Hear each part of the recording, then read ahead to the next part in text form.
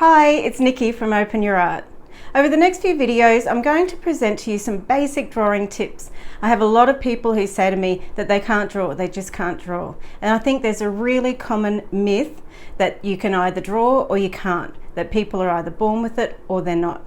Now, of course, there are people who are born with a fantastic natural ability to draw, just like there are people who are born with a fantastic natural ability to sing or to play a musical instrument. But if you really have the interest to learn to draw, you can learn to draw. Whether you were born with that amazing talent or not, anyone can learn to draw. You just need to know the basic skills. Now, of course, drawing is like any other art form. You have to practice. When we learn to play a musical instrument, we're given a series of scales that we have to play over and over and over again. And kids drive their parents crazy with this. You learn very basic, simple songs and you practice your scales again and again and again. I want you to think of your pencil like a musical instrument.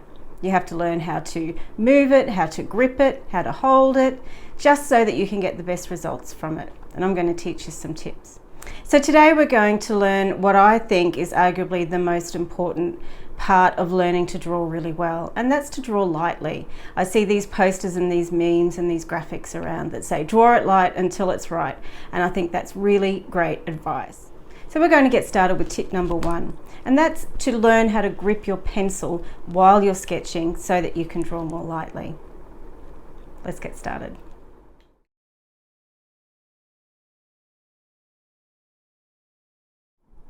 So my first tip for you today is to change the way you grip your pencil. So the grip that we tend to go to as our natural grip is the one that we learned to write with.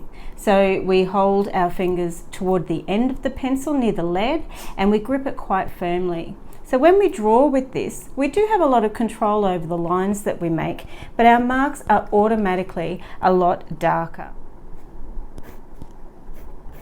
So when we start drawing on our paper, we're going to get quite dark, firm lines. We're putting a lot of pressure on our pencil, we're putting pressure on the page, and we're getting quite dark lines. So the grip I'm going to show you will actually allow you to get lighter lines, but will also give you a wider range of motion. When we're gripping our pen down toward the bottom, we tend to be drawing from our wrist, and we don't tend to have the best range of motion. However, I want you to try gripping your pencil toward the back, toward the end of the pencil. I tend to grip mine halfway. Some artists like to hold their pencil right at the end. You need to experiment and find what works for you. Everyone's going to be a little bit different. You'll find a preference in your style. So I grip my pencil about halfway and I am automatically going to get not only lighter lines, which is what we're aiming for, but I'm going to get a wider range of motion. I'm going to be able to draw longer marks much more fluidly, and I'm probably going to be drawing more from my elbow and my shoulder, which is what we really want to achieve when we're sketching. So sketching, I guess, is a little bit different to the drawing that you might be thinking of, so that illustrative kind of style. When I'm doing an illustrative kind of style, I do tend to hold my pencil a little bit more toward the lead, but when I want to do a sketch and I want to get everything laid out and get the basis done of my drawing, then I hold my pencil about halfway, and I tend to hold it on its side as well, not straight up and down like we do when we're writing. So just experiment with this, experiment with it at all different points on your pencil, and you'll find what works for you.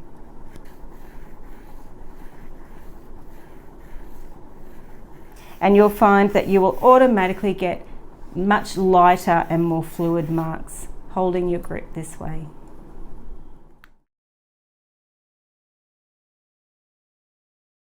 So my second tip for you today to draw more lightly is to release all the tension in your hand. I don't know about you, but whenever someone massages my hand or if I become conscious of my hand, I realize I actually hold a lot of tension in my hand.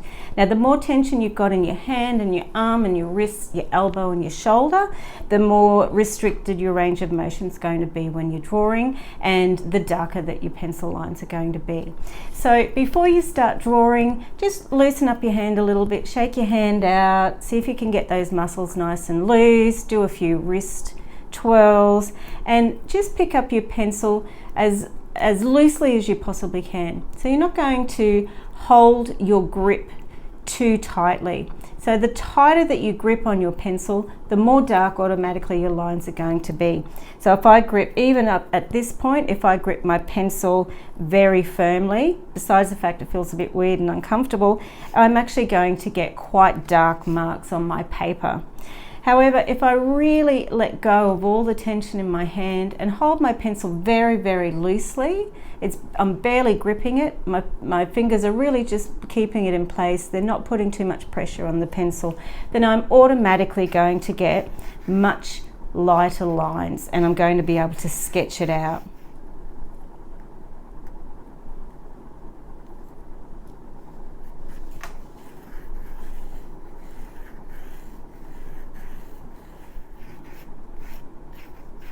So that's tip number 2, don't grip your pencil too tightly.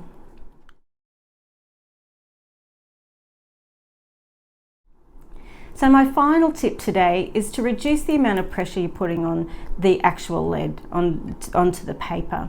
So again, when we're writing, we do put a fair bit of pressure on our pencil and our lines are quite dark. So the more you dig into your page with your pencil, obviously the darker it's going to be.